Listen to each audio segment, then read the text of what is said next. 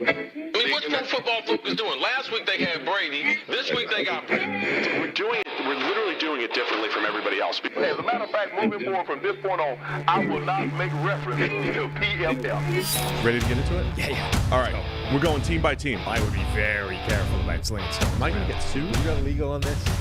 That sends you out on the right note. PFF sucks. Have a great day, everybody. Boom!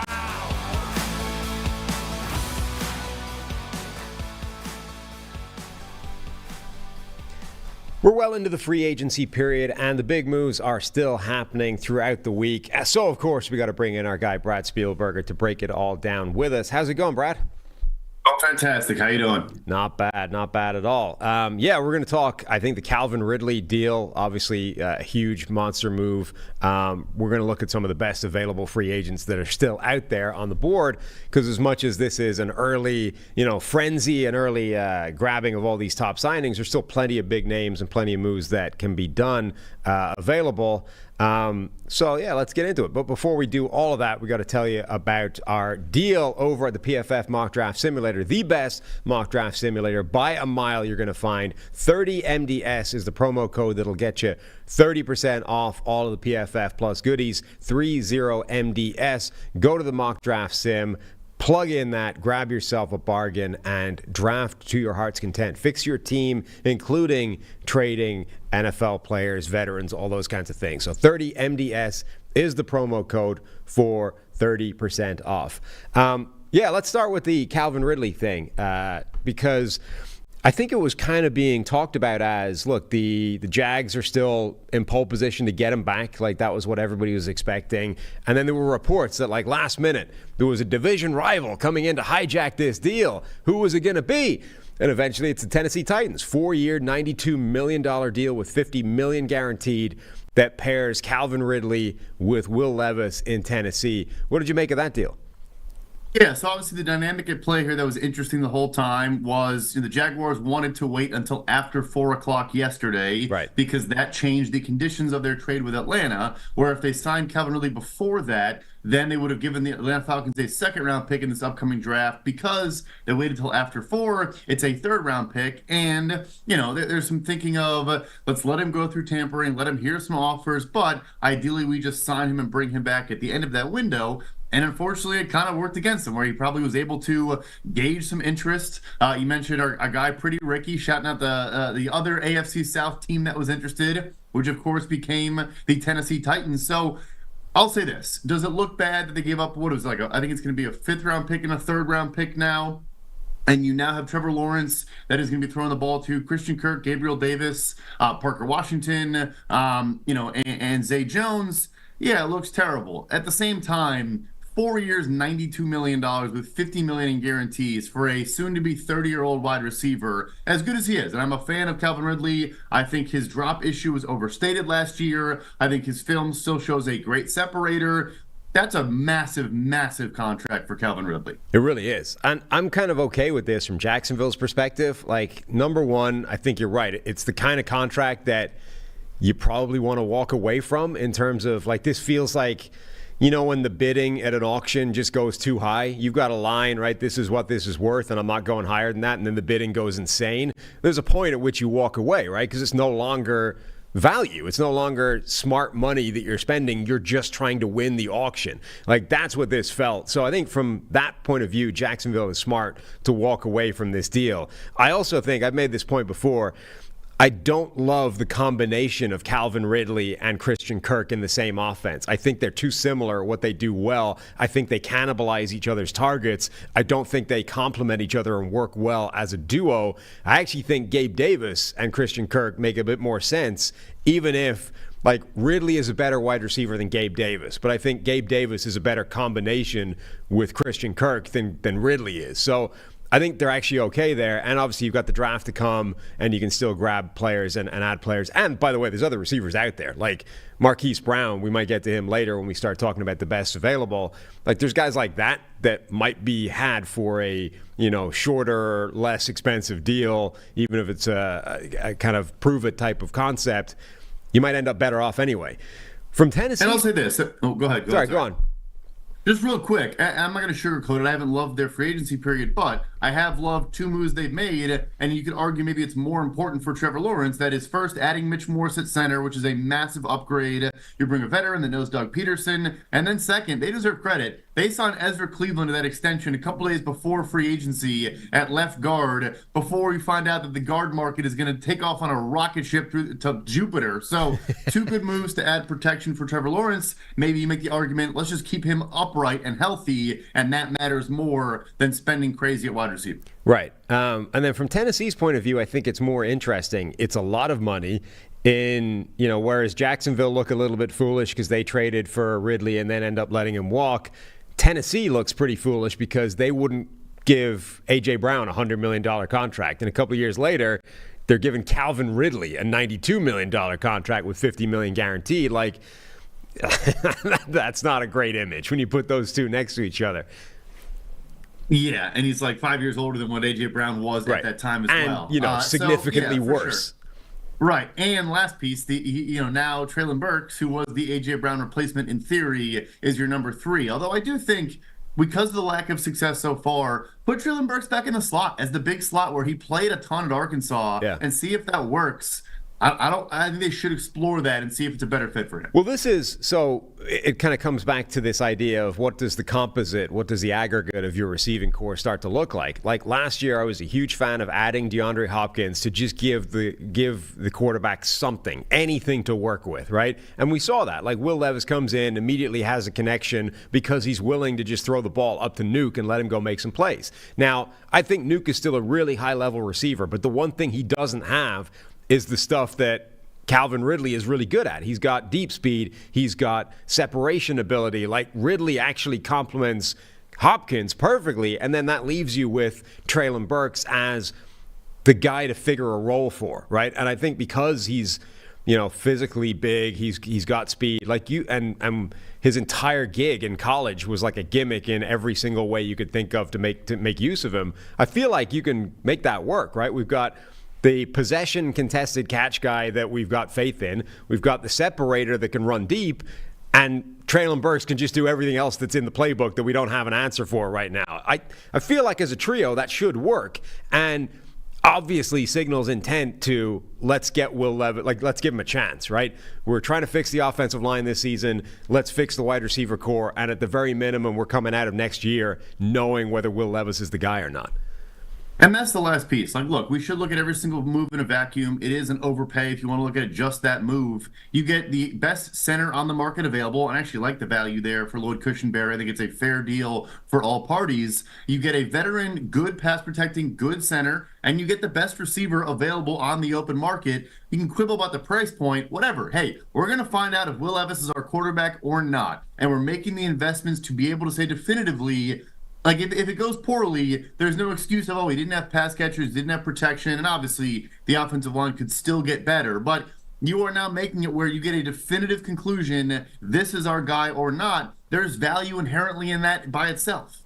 And by the way, I'm well aware that, the A.J. Brown decision and the Calvin Ridley decision are made by different front offices, essentially. But people speak of teams in institutional terms, and the institution of the team looks dumb by comparison when you stack those two things up against each other. But yeah, I think it's a good signal of intent that they want to go out and give Will Levis every opportunity to make plays. And I think the way that they've assembled this group is smart. Just as I think Calvin Ridley is worth different things to different teams. I think he's worth less to Jacksonville because that combination with Christian Kirk doesn't necessarily work. I think he's worth more to Tennessee because I think the combination with Nuke Hopkins, albeit just theoretical right now, is one I think that should work. So maybe Tennessee overpaid a bit, but I do like the move in abstract terms for them. I think it makes sense. And I also like Jacksonville's side of it in terms of walking away. So kind of a weird move in terms of sort of makes sense for everybody. Yeah, no, I suppose so. And that is a good point on the institution. Same concept of trading Brian Burns. Everyone's like, well, Carolina turned down two ones and a 2. Look, Brant Tillis and Dan Morgan did not turn down 2 ones and a 2. That was a different group of people. And obviously those people, they regret that decision. And yes, it's not great to now sell for cheaper, but They, I think, made the correct decision of where they are right now. The player did not want to be there. Just get some assets, move on. And hey, 24 hours later, they made an awesome trade for Deontay Johnson. Right. And it's definitely easier. Like, it's obviously easier to be not burdened by previous mistakes when you are not the people that made them, right? Like, as an institution, you'd be like, we sunk costs and we did this. And, like, can't do that after doing this. Like, I didn't do that. Somebody else did that, and he's no longer working here because of the mistake. I'm just working with the assets and the offers and the opportunities that I have on the table, and the best move for this organization is whatever it is. All right, before we get into the best available remaining guys, if you've got a family like I do, you need to get term life insurance to protect them. It's one of the smartest financial decisions you can make, and the start of the new year, March the 14th, is the time to get it done so you can focus on whatever else the new year has in store for you. Fabric was designed by parents for parents to help you get a high-quality, surprisingly affordable term life insurance policy in less than 10 minutes. Fabric has flexible policies that fit your family and your budget, with quality policies like $1 million in coverage for less than $1 a day. Get your personalized quote in minutes and then apply when it's convenient for you. It's all online and on your schedule. You can go from start to covered in less than 10 minutes with no health exam required. Join the thousands of parents who trust Fabric to protect their family. Apply today in minutes at meetfabric.com/PFFNFL. That's meetfabric.com/PFFNFL. MEET fabric.com/PFFNFL. Policies issued by Western Southern Life Insurance Company, not available in certain states. Prices subject to underwriting and health questions. All right, Brad, I guess let's start with the top few. Who are the best remaining free agents after officially a day of free agency, but effectively 3 days of signing? Yeah. I still think Tyron Smith, Dallas Cowboys legendary tackle, and I know there's been some injuries there, but at no point when he was playing was he not a clear-cut top 10 tackle in the NFL, and particularly as a pass protector on that blind side. So to me, he still is the best guy out there that can come in and make a massive difference to a team when healthy. I'm sure the Jets are all over it and trying to bring him in. I think Kansas City, frankly, is probably trying to sell him on, hey, come get a ring. You've made the playoffs a bunch, never gotten a ring. But Kansas City, as we've seen time and time again, they set a price point. It's pretty low, and they just kind of hope the player is willing to come play for it. So I think those two teams make the most sense, and I think Tyron Smith is the best player still out there. Yeah, I've said those are the two teams that I've been talking about. The Jets all the way along, and then the more this has gone on, the more I think Kansas City would be such an amazing spot for him as well. The Jets is obvious, right? That offensive line was a mess. They're making moves to try and overhaul it. The trade for Morgan Moses I really like, even though he's got some injury concerns as well. I think they're doing parts of it. Honestly, I said preseason, the Jets should sign both Tyron Smith and Josh Jones and have the left tackle fixed, right? Tyron Smith's going to play 13 of your 17 games and presumably into the playoffs if things go well. And then the ones that he misses through injury, Josh Jones comes in, you have an immediate ready-made, high-quality backup left tackle that can play those games and not be a problem either. I'd still be all on board for that for the Jets. I don't think even those two deals in combination wouldn't break the bank, and they could swing that. And then for Kansas City, it's perfect. I mean, they had a late offseason flyer on Donovan Smith last year. Didn't really work. He was not good. Didn't bounce back from the declining season he had at the end of his Tampa Bay career. Again, Tyron Smith comes in and immediately is when he's healthy is still one of the best left tackles in the NFL. And for them, Kansas City, they don't even need him playing. He could miss 6 games as long as it's not the 6 that are the playoffs into the Super Bowl. Perfect. If he's there for those games, you could keep him on dry ice for the regular season and then just bust him out in January and go, oh, by the way, we just upgraded to an all-pro left tackle. Have fun. I love that move as well. We're going to develop Wanya Morris from weeks 1 through 10, right, and then we'll just drop Tyron Smith in. Or maybe if it's hey, we've got a big matchup against, some elite edge rush. We're all right, Tyron's playing this one. When we're playing this other team, we can get some development for sure. So I think he's one for me, and a couple others that I think are, very, very good football players. The Kendall Fuller market to me is interesting. We've now seen some movement. The corners have done well. Chidobe Awuzie, 3-year, $36 million deal in Tennessee. Sean Murphy-Bunting had a great contract from Arizona. I know Kendall Fuller is looking for a third deal, but he's played 1,100 snaps the last 2 years. He is versatile as can be. For our grading, he's been off the charts. I think that's a meaningful player left. And then 2 more. Marquise Brown now. I think the receiver market, if you're Marquise Brown with the Gabe Davis deal and the Darnell Mooney deal as well, I think is very, very good news if you're Marquise Brown. At first, I thought 1 year flyer. Now I think you might sign a multi-year deal somewhere, and I'm thinking that could get $14-15 million a year. And then last but not least, we know he's taking some visits. There are injuries to work through, but DJ Reader, we have Cincinnati signed Sheldon Rankins, which is a move I do love.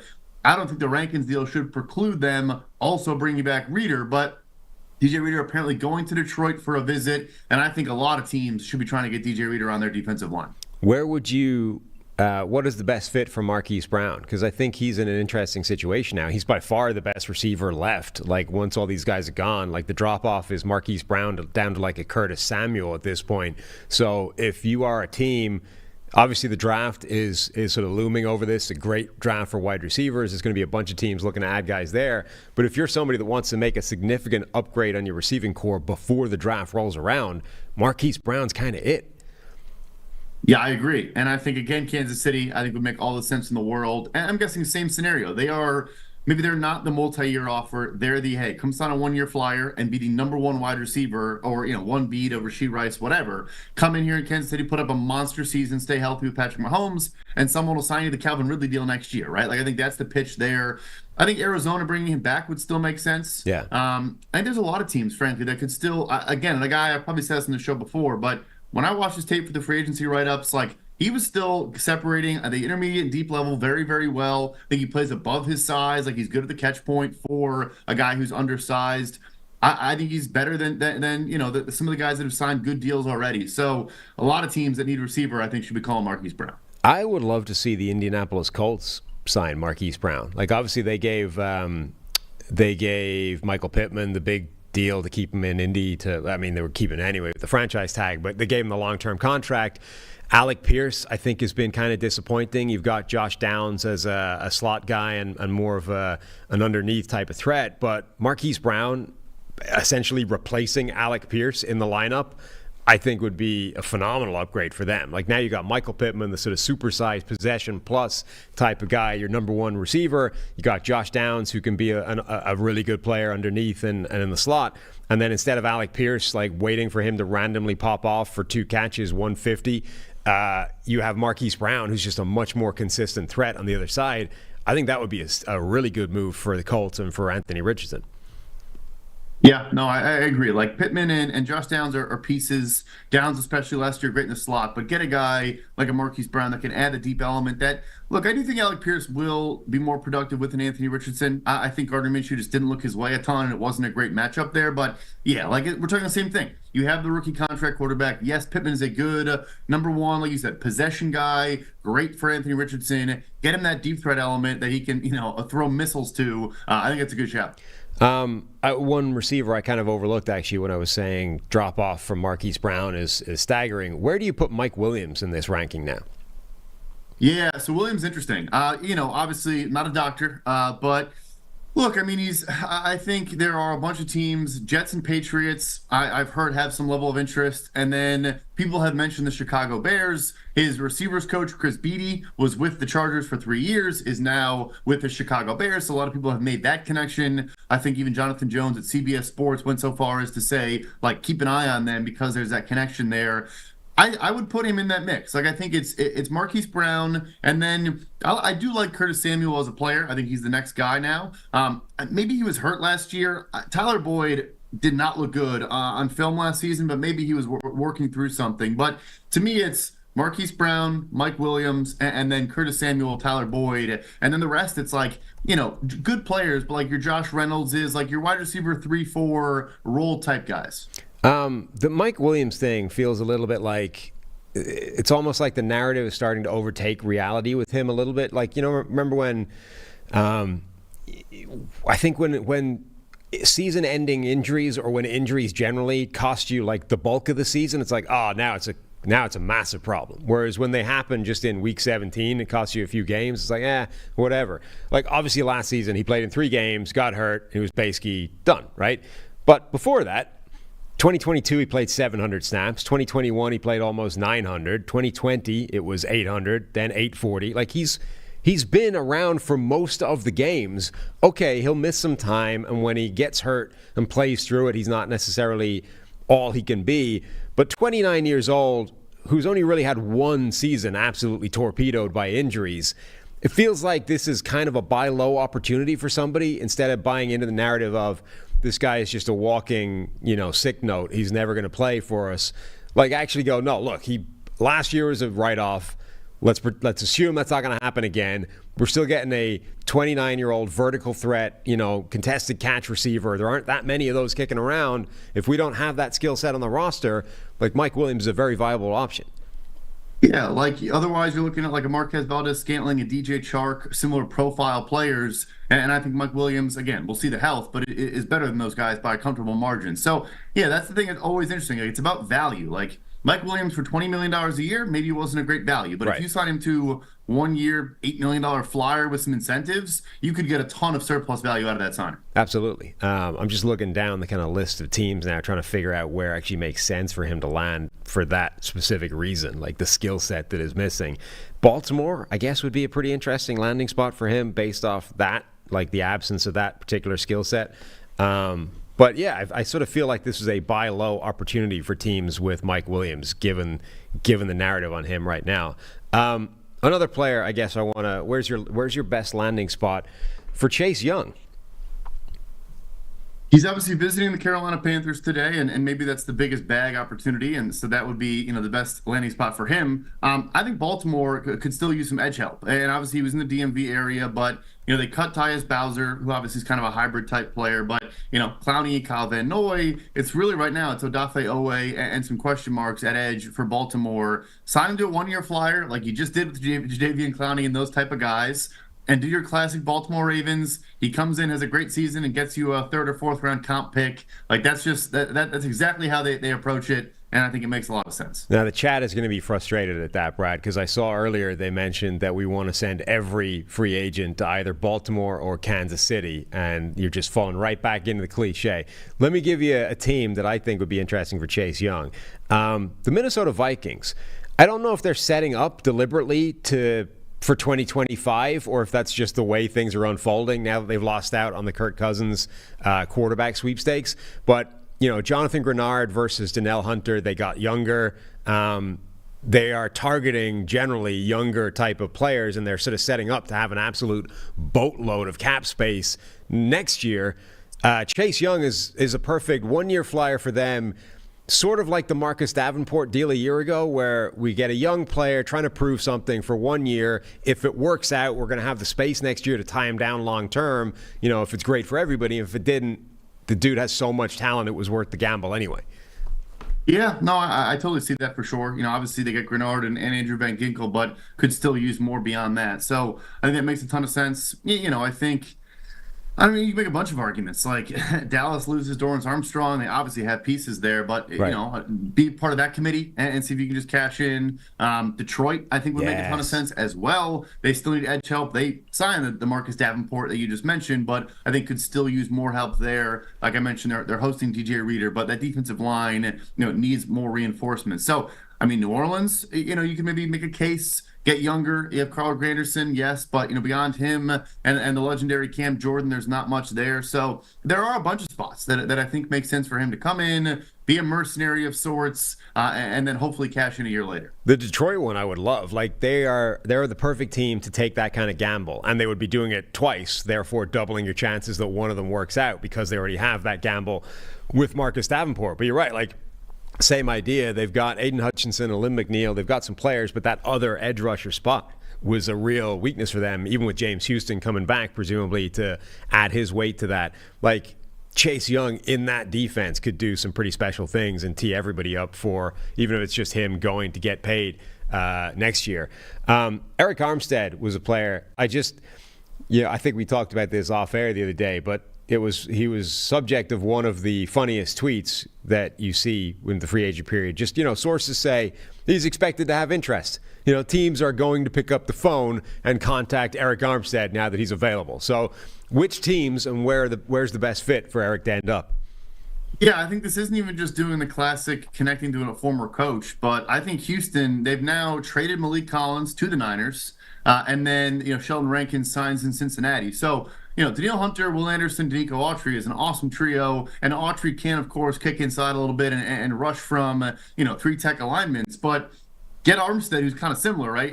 More of an interior rusher, but can be a base end, stuff like that. I would love that. Go to Houston and have just a wrecking crew defensive line. I think that'd be a lot of fun. Absolutely. Where else would make sense for Eric Armstead? Let's scan the list here. Arizona desperately needs still impact players of any description. I don't want to be mean to the Cardinals, but you sort of look at the moves that they're making and the defensive line that they're assembling, and it just sort of feels slightly sad.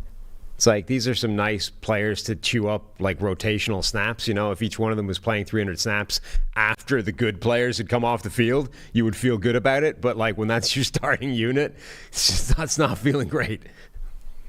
Yeah, it's not feeling great. Good rotational pieces for sure. Not necessarily guys you want to be starting with. So yeah, I agree there. And then I know Diana Rossini mentioned the Tennessee Titans. I'm assuming there's the Rand Carthon connection there, and they've been aggressive. I'm sure Armstead is trying to play for a competitive football team, but you can't argue Tennessee's not trying to be a very competitive football team. So that one could make some sense too. They got to get healthy with guys like Harold Landry, etc. But could be a fun unit if you get him back. Obviously Jeffrey Simmons. So that one makes sense. I'll mention Detroit again.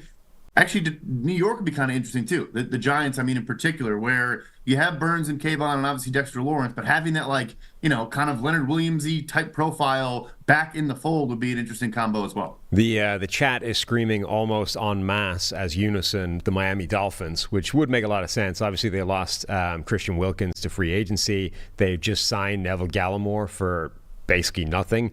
But you've got Zach Sealer there. You've got all those edge rushers coming back off injury. They signed Shaquille Barrett to a 1-year deal on the edge. So there's definitely space inside for a guy like Eric Armstead to make a difference, but he's not replacing obviously Christian Wilkins.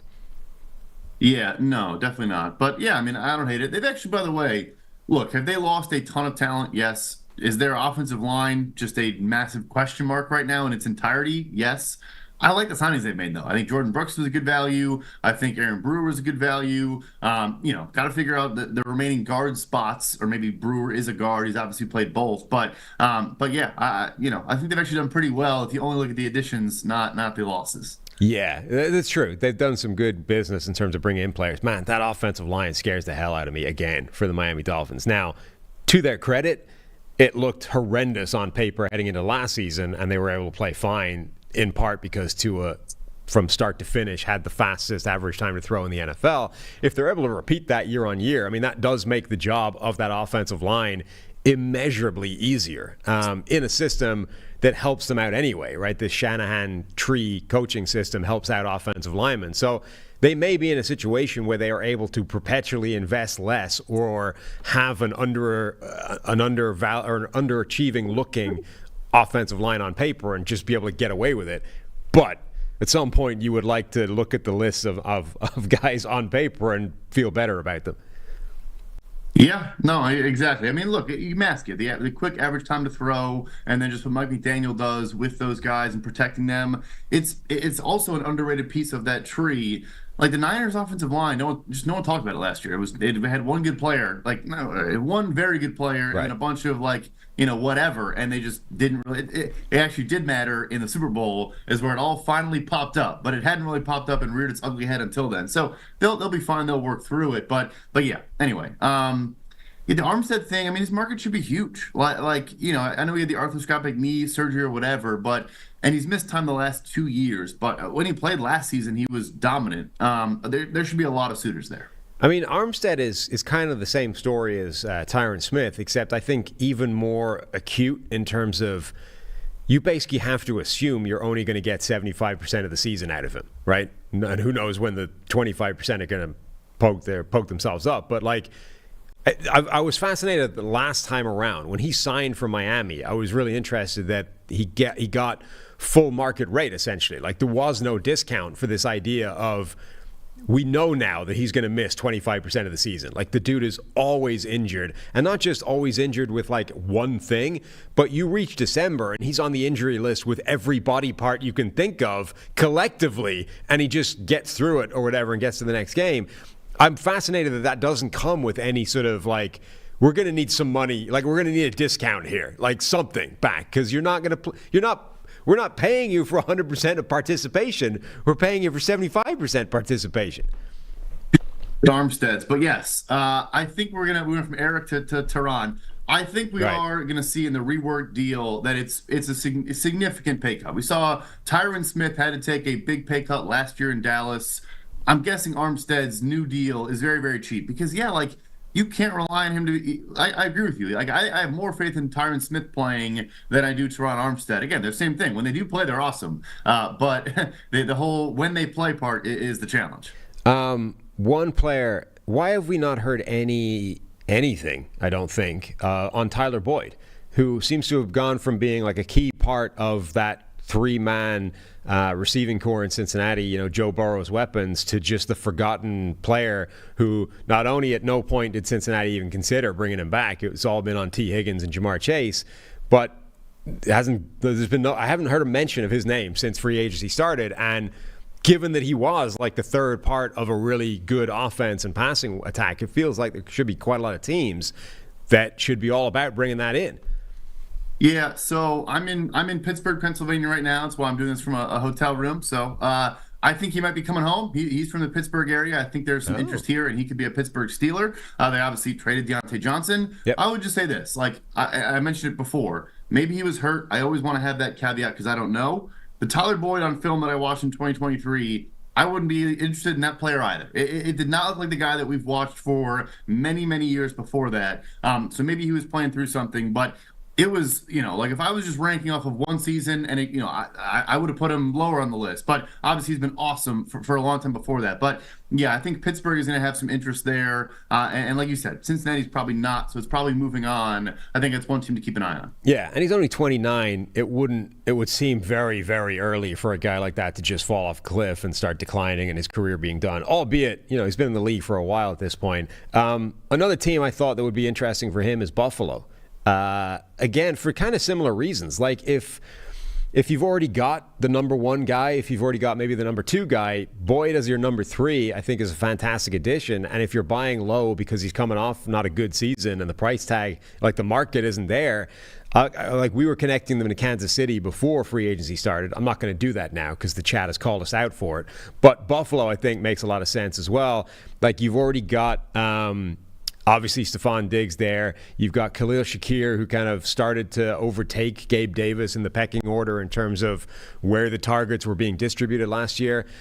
I understand that Tyler Boyd and Khalil Shakir are both theoretically slot receivers, but number one, like Tyler Boyd is not built like the average slot. The dude's 6'2", like 210 pounds or whatever. He doesn't look like Wes Welker out there, right? So I don't see any reason why he can't play outside. And also, as long as you have the X receiver, as long as you have Stephon Diggs, the guy that can go out there, beat press coverage, defeat physical man coverage from the line, the slot receiver and the Z are basically the same anyway. Like neither one of those guys has to deal with getting jammed at the line. They're off the line of scrimmage if you want to make that happen. So I sort of feel like there isn't much of a difference between a slot and a Z receiver. Yeah, like you said, especially at that size, like you're a move guy, and yeah, maybe Arizona too. We keep mentioning them, but as of right now, they have Michael Wilson, great rookie, good piece. I know everyone thinks they're going to draft Marvin Harrison, especially after they signed Jonah Williams last night, but they can use the help too. Did the studio lights just flash here? Are we about to explode from some sort of power surge? That would be a rough way for the show to end. Why? So same kind of idea. Like, haven't heard the mention of Tyler Boyd all the way through. I haven't heard Josh Jones' name mentioned. And I sort of feel like that dude is a walk-in starter at left tackle if someone actually gives him that opportunity. Is anybody going to give him that opportunity? And if so, where? Yeah, that is an interesting one I agree with. At the worst, he's the best, in my opinion, swing tackle. If you take into age and all that into consideration, like George Fant was the #1 swing tackle, is what I heard from everybody. He obviously signed a pretty strong deal to go back to Seattle. We don't know the base value yet, but 2 years up to 14 is a pretty good deal, depending how it turns out. But to me, Josh Jones, he's 26 years old, and he's, like you said, like he is potentially a starting left tackle. There should be a bunch of teams. I'm with you. I think it is interesting. I've heard nothing there either. Not a single peep. Like New York again, the Jets. If they don't get Tyron Smith, and they, I don't think they will at this point. So, I think you're looking at Josh Jones maybe there. Like trying to think of other spots. Right, there a lot of teams that have tackle questions should be firmly in the Josh Jones sweepstakes. Yeah, I feel Josh Jones is interesting. Teams don't like. If you don't see a guy as a starter, teams do not like players that only have one, spot that are limited to one position on the offensive line. Swing tackles, you like guys that can play left or right. You like guys that can play inside, outside. You like that position flexibility of guys that can play multiple spots. Josh Jones has had a weird career where he's been basically bad at every position except left tackle. But when he's played left tackle, he's been good. His overall PFF grade for his career at left tackle is getting on for a full season's worth of snaps at this point, and it is an overall grade of 72.3, which is pretty good, and then a pass blocking grade of 76.2, which is getting towards very good. So, and this includes like right at the start of his career where he wasn't the same type of player that he is now, wasn't as good. But I do feel like if you get this guy and plug him in as a left tackle starter, he's a decent player. He might not be an all-pro or a pro bowler, but like he would upgrade the starting left tackle spot for several teams right now that have problematic areas there. But is he simply being held back by the fact that not enough teams see him as a starter, and as a swing tackle, as a backup, he just has less value because he is maybe like rooted to that one spot and one spot only? Yeah, no, I don't know. Those guys are always interesting where, like you said, you're again kind of just buying on the upside potential, and like compared to the market, like Jonah Williams is a more established, proven, better player. Sure. 2 years, $30 million, and you might be able to get, Josh Jones for a 1 year, $6 million flyer. Like, and there's no guarantee that you get the better player for sure in Jonah Williams. But to me, there's so many teams, like Tennessee, right? Okay, they're going to probably draft an offensive tackle in the top 10 who's going to come in and be one of their starters. But let's say Tennessee, let's say Joe Alt is the apple of Tennessee's eye right now. You could bring in Josh Jones, have him as your left tackle, draft Joe Alt, make him your right tackle. And now you just fix both tackle spots in one move. The Washington Commanders got rid of Charles Leno finally. Like a guy who was... Josh Jones is probably better than Charles Leno, and Charles Leno was an average, capable starting left tackle. Like, you would upgrade that spot again and again for not much money. You're going to be drafting probably a quarterback at the top of the draft, so you're not going to have the Joe Alt or the Olu Fashanu to come in and be that guy. Like, I just feel there's so many teams right now that would be better with Josh Jones as your left tackle. Here's one more, too, I got for you, and I was going to say Washington. That's a great shout. The LA Rams obviously just went like crazy on interior offensive line. Are they going to start? I saw they put a second-round tender on Alaric Jackson at left tackle. Okay, fine, but you bring in Josh Jones, and Rob Havenstein, I think, has always been kind of durable and never misses time. But again, if you need Josh Jones to step in for a veteran player that maybe misses some time, that one makes a lot of sense to me too. If you're going to go all in on offensive line to give two guards gigantic contracts and ignore tackle, to a degree, that doesn't make a whole lot of sense to me. No, absolutely. I just think there's so many spots that he fits in as a starting left tackle. Again, like even if having no position flexibility is not ideal, I think there's enough teams that are in need of fixing that one position that he's good at that he should have some value and should have a market right now. All right, let's move on from the Josh Jones propaganda hour. Who else is in our list of top free agents? I feel like I haven't heard enough about Justin Simmons since he got released as a cap casualty. Yeah, I was going to throw a different safety at you. So let's talk safety market. So I would say Cameron Curl, who I've heard literally zero about as well. Yeah, Justin Simmons, I think after the Kevin Byard deal came through, and I haven't seen the details yet, it was pre-free agency, 2 years, 15 is the report. We'll see what it actually is. like if you're Justin Simmons, that's a floor for you, no question about it, right? If you're Justin Simmons, you're like, all right, I'm not taking anything less than this. And I do think, there probably are a handful of teams he's talking with. It sounded like Tennessee, I think, had a conversation. And I think Gianni Rossini was saying that he wanted too much money for their liking. But Simmons should have a huge market, too. He is still a very, very good football player, no doubt about it. Before we get into some other topics, taking care of your health isn't always easy, but it should at least be simple. And that's why for the last year or so, we've been drinking AG1 every day, no exceptions. It's just one scoop mixed in water once a day, every day, and it makes us feel energized and ready to take on the day and take on free agency. That's because each serving of AG1 delivers our daily dose of vitamins, minerals, pre and probiotics, and more. It's a powerful, healthy habit that's also powerfully simple. With AG1, we know we're given our body's high-quality nutrition because every batch of AG1 goes through a rigorous testing process so you know it's safe. The ingredients are sourced for absorption, potency, and nutrient density. We like to drink AG1 first thing in the morning, which is recommended for optimal nutrient absorption. Fill up your water shaker with extra cold water, add 1 scoop of AG1, shake it up, and you're ready to go. If I'm running short on time and I can't mix the AG1 before heading out, grab a travel pack. Each is an individual serving of AG1 that's easy to mix on the go, helping ensure we get our daily nutrients no matter what. If there's one product we have to recommend to elevate your health, it's AG1, and that's why we've partnered with them for so long. So if you want to take ownership of your health, start with AG1. Try AG1 and get a free 1-year supply of vitamin D3 and K2 and 5 free AG1 travel packs with your first purchase.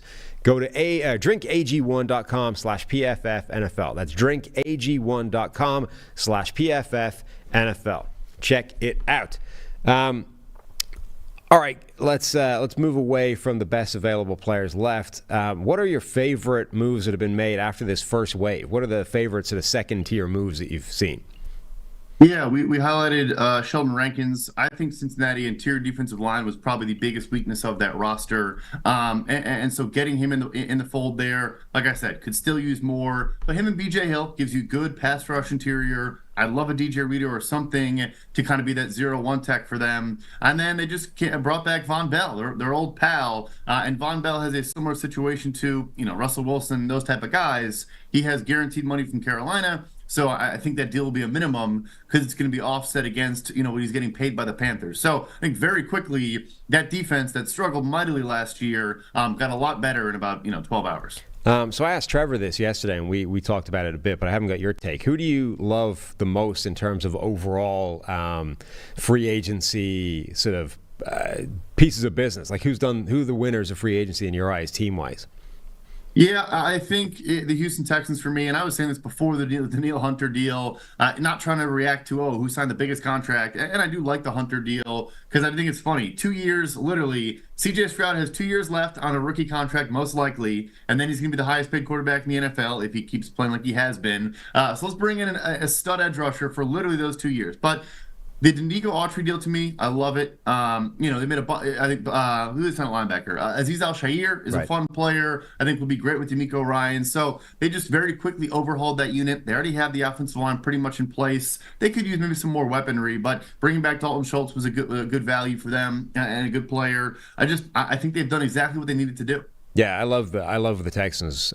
They've definitely had one of the best free agent periods as well. I think also like little rolls of the dice like Jeffrey Okudah on a 1-year flyer deal just to see if there's anything there for a former number 3 overall pick that hasn't necessarily worked out in the NFL. I like the Joe Mixon deal. I know we're anti-running back at PFF, but PFF Bobby wants to run the ball. He wanted to upgrade what he had last season. He wasn't happy with the run game. Joe Mixon has, a track record as a bell cow type of running back that can do everything in an offensive system that should be more conducive to Joe Mixon's success, right? Like the system that Bobby Slowick is going to be running there should help you get a better version of Joe Mixon than we saw last season. So the trade for him in exchange for a 7th-round pick, like that's absolutely a roll of the dice that I think is worth taking. So Mixon, Schultz coming back, Danico Autry, Danielle Hunter, Aziz Al-Shaair, Jeffrey Okudah. Like it's a pretty nice haul. Yeah, no, I'm with you 110% there. I think it really just They made the one splash. It was more just let's just continue to kind of be smart about how we're going about this, and I think they really, really have. They had to get aggressive in this window, and they did. I'll throw another one out there. Minnesota, they need to figure out quarterback, obviously, and credit to Sam Darnold, got a over 100% raise off of last year with 50 pass attempts, which is awesome. I mean, good for him. But to put that one aside, and obviously he's going to be a bridge to somebody else, but I just like the idea. All right, we're going to get younger and we're going to get cheaper. We're going to get Jonathan Grenard, who's not as good as Danielle Hunter, fine, but he's 3-4 years younger. He gets a 4-year deal instead of 2 for a good bit less, annually and all those things.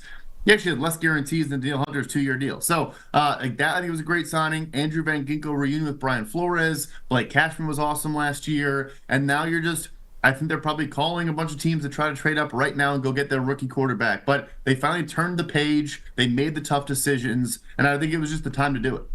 Do you think that they are sort of building for 2025 rather than 2024? Like, is this, I don't want to say intentionally tanking, but is this a team that's finally looking at this division and saying, okay, Green Bay might be amazing next year. Detroit is already really good. Chicago is making moves. Like, we are not competing this year with a rookie quarterback that we don't even have on the roster yet. Let's actually focus on 2025. Let's clear out the Kirk Cousins contract. Let's get rid of some other deals. Let's get younger. Let's target the future rather than next season. So I think when you bring in a rookie, you probably, let's just say they do, and they might not, obviously, but you probably are thinking of the second year anyway. But I'm not sure you could argue there's a much better place for a rookie quarterback to get dropped into than Brian O'Neill and Christian Darrisaw at tackle, Justin Jefferson, Jordan Addison, TJ Hawkinson, Aaron Jones now as well on offense. And then, you want to have at least a decent defense so the quarterback doesn't feel like he has to score on every single possession. And they will be better, I think, than last year, at least in some respect. So, yeah, like they're probably not thinking they're going to be a contender next year, but I don't think I think they're too talented to be like flat out bad. Even with a rookie going through the growing pains of a rookie quarterback season, I think they're going to be decent. Did you see the report that Justin Jefferson apparently a year ago, when the talks for a contract extension sort of first broke down, turned down an offer of $30 million a year from the Vikings, which I guess begs the question, where is this deal eventually going to end up, assuming they get it done, which I think both parties seem to want to do still. Like, we're not in a situation where either Jefferson or the Vikings want to move in a different direction and trade him away. They want the deal done. It's just where they are, how far apart they are in money. So with the cap going up, with Justin Jefferson being as good as he is, where is this contract going to end up?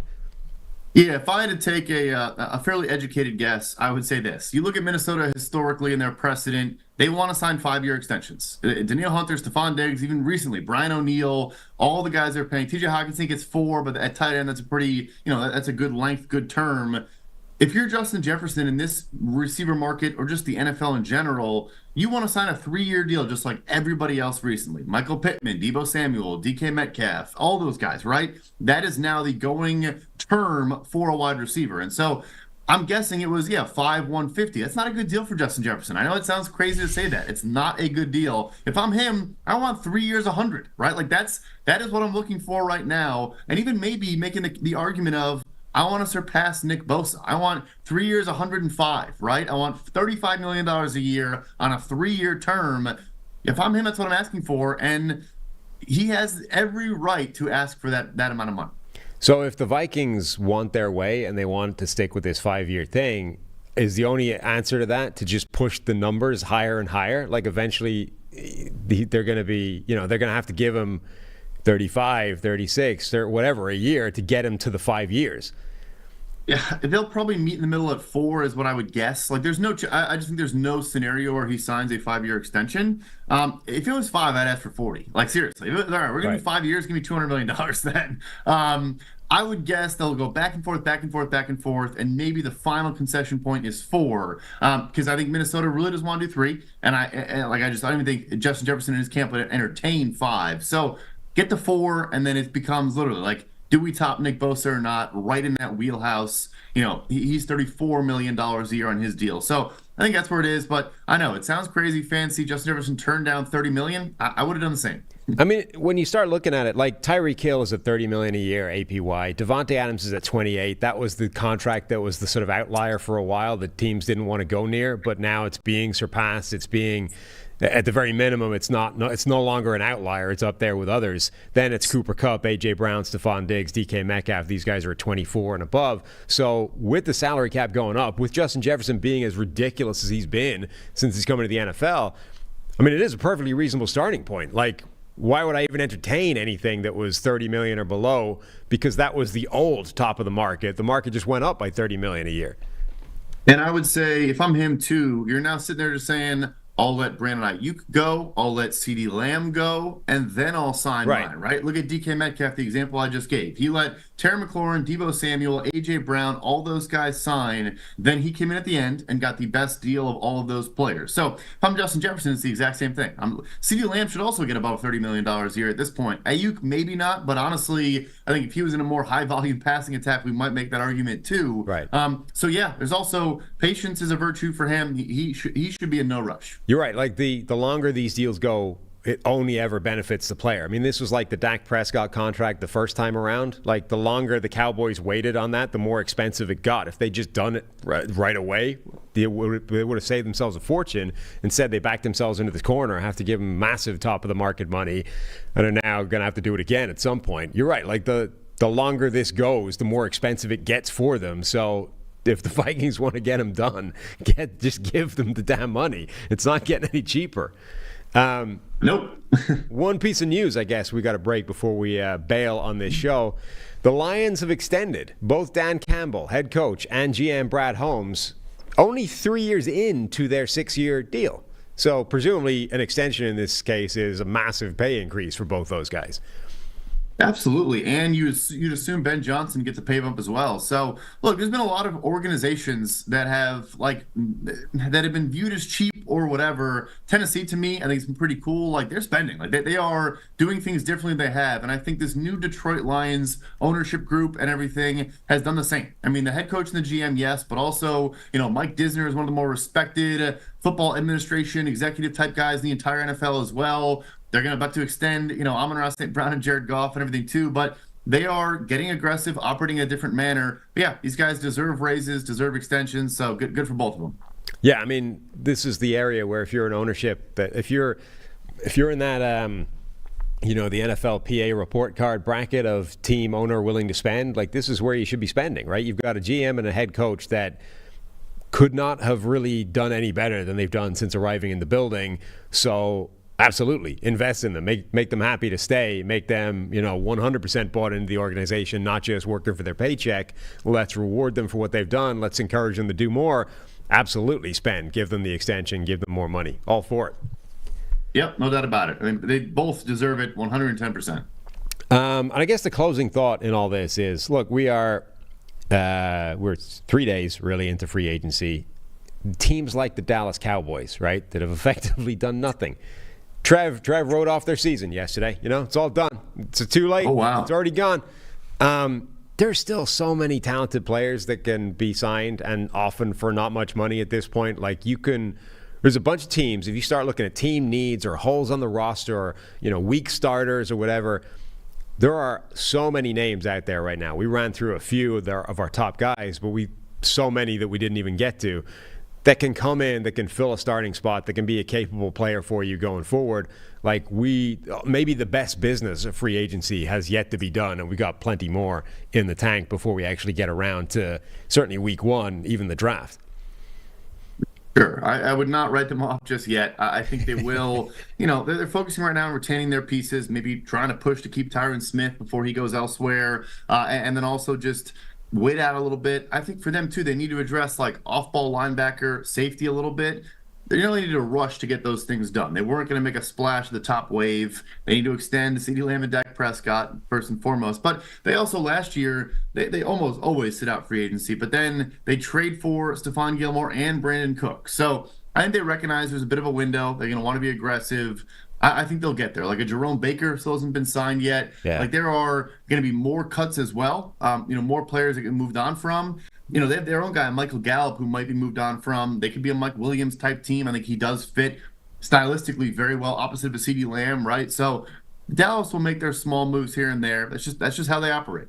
Yeah, absolutely. I find it funny the divergence between the sort of caricature image of what Jerry Jones is and what he actually does as a GM, as a guy that runs the football side of the organization. Like, he doesn't behave the way the cartoon version of Jerry Jones would dictate he behaves, right? The guy that had the like paid tours of the Dallas weight room with the two-way mirrors, like that guy you would expect is just going out there throwing money at big names and marquee signings and just guys who would move the marketing needle, and he doesn't generally. Like, Jerry Jones is actually a far more restrained, like boring GM than people give him credit for. Yeah, no, he is draft and develop. He is about building internally and getting Cowboys. And look, he's always tries to take care of his guys. Like, he early extends a bunch of dudes. Probably should do it more often for quarterbacks and receivers and stuff like that. But like, yeah, they just don't really believe in adding externally. And they've been drafting phenomenally for the last 10, 15 years. But no, it's funny. They're going to spend a whole lot of cash this offseason, might be top of the league, but historically, he's like middle of the NFL in cash spending on his roster. Oh, I wanted to get your take. One last thing before we bounce here.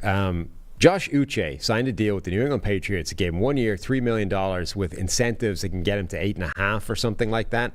And immediately when that came out, a lot of people's reaction was, wow, Josh Uche could only get $3 million in this marketplace, with 90 pressures over the last 2 years on whatever it was, 500 snaps, pass rushing snaps. That's crazy. That seems like a terrible deal for Josh Uche, right? Quite soon after that, there were a lot of reports out there going, oh, Josh Uche turned down more money elsewhere to go re-sign with the Patriots. Now, one thing about free agency is it has become agent mouthpiece season, which means like every insider, every reporter out there is just, they're not even hiding it at this point. They're just copying and pasting the text message from the agent and tweeting it. So what is your read on the Josh Uche thing? Did he actually take a significant pay cut to stay with New England because he's really excited at the Gerard Mayo project? Or is that simply damage limitation because the alternative explanation is the agent did a crappy job and Josh Uche could have gotten more money somewhere else? So here's the fascinating thing with that dynamic. We hear the blurb of could have taken more elsewhere about 100 guys in offseason, right? I have never seen that I can remember the actual terms be tweeted out. Tom Pelissero in the tweet said a 2-year, $15 million offer with $11 million guaranteed. I also won't name him, but he's arguably rep by the best agent in the entire sport. So it's a fascinating dynamic there. Of like, was that damage control not even from Uche's side, but like the agent being like, look, I could have done better. Right. Like I wanted to do better. The player didn't want to. I don't know. I really don't know. But that to me was very, very interesting. I've never seen that before. And honestly, I don't get it from Uche's perspective. Like, if the team that you wanted to go back to, like, thought you were a 3-down player or loved you from a football standpoint, like, it would make sense. But like, there were times last year when Matthew Judon got hurt, and they still weren't playing Josh Uche more. Like, his snaps didn't even increase after the edges got hurt. It was like, okay, now we have Anthony Jennings, who's our like superstar run defender. We're gonna play him way more. It's interesting. I mean, like, never want to say guys shouldn't have their own motivation. Maybe he loves the team, loves the city, whatever. That's awesome. I probably would have pushed him very hard to take the 2-year 15 with 11 guaranteed. The only way it makes any kind of sense, I think, is if Uche is convinced that Bill Belichick was the one that had him like marginalized as the situational guy. Because remember, like, for years that was the dude whose name I'm completely blanking on right now. Like, they've sort of sidelined these guys as, permanent fixtures as a situational guy and have determined that they're just not going to be every down players to them. If he thinks that was Bill Belichick, Dietrich Weiss is a player whose name I was blanking on. Like, Dietrich Weiss was the situational guy that couldn't possibly play a full slate of snaps. It took him like, how many years did he go before he finally got given like a full-time workload? 1, 2, 3, 4, 5 years of situational before he played 800 plus snaps and had a career year. It's like, if maybe that was a Belichick thing. Like, for some reason, Belichick pegs these guys as, this is my third down pass rusher, obvious pass rushing situations only. I'm not buying into him as an every down guy. And if Uche thinks that was a Belichick problem, but actually Gerard Mayo was fighting his corner and saying this dude could be like a superstar if we gave him a full-time workload, that kind of makes sense. Like, I like it here. I like the guy. He had my back, and now I want to show him, like, he'll play me how much I want to get played, and now if I have a great year here, everything's good. Sure, and again, like, that is the one thing, and this offseason has been one of the best examples we've ever seen, by the way, of the one-year flyer guys cashing in, like it working out really, really well. Like Drew Tranquill was a one-year flyer guy. It worked out great for him. Dalton Schultz was a one-year flyer guy. It worked out great for him. I wish I had more examples because I had a list going. There's like 10 dudes that did that, went that route. Some didn't even play all that well. Oh, yeah, Chauncey Gardner-Johnson didn't even play this season, right, but just took the one-year flyer because he wasn't getting good offers, missed 15 weeks, and still, and we got to see the details on that one. But anyway, like, there is certainly an argument of if he took the 2-year 15, let's say he was incredible in the first year, he could have gotten extended, but obviously you just never really know. So the one-year flyer had a great 2023. Maybe some players saw that and said, okay, like, I would rather do that and then try to really, really cash in as opposed to give away more years of control, and then it works against me. I mean, I think sometimes the one-year flyer is we tend to talk about it only in terms of you bet on yourself for a year, you come to free agency off a better season than the one you came into this time around where the offer you wanted wasn't there. I think sometimes there's merit or value in it just coming to free agency a year later where the dynamic in terms of who's available and who has money and like everything is different, right? You're just sort of shaking up the board a bit and the circumstances are different. So an offer might be there in 12 months time that wasn't there this time around, even if you didn't functionally change anything about, you know, your specific circumstances. So even if you didn't have a career year, you just came to the market 12 months later when the whole world is different. Bullseye. No, it's exactly what it is. The best example to me is Dalton Schultz. The tight end draft class last year was awesome, and there were some other options in free agency. I still think he was the best tight end available, but there were a bunch of other options too. Now, the free agent class was basically non-existent, and the draft class has one player that people like at tight end. So the linebacker with Drew Tranquill, the same thing. I don't think we're going to get a top 50 pick at linebacker in the draft class. So you're right. What they functionally did in their own by themselves arguably didn't change. Right. It just every other external factor lined up better for them.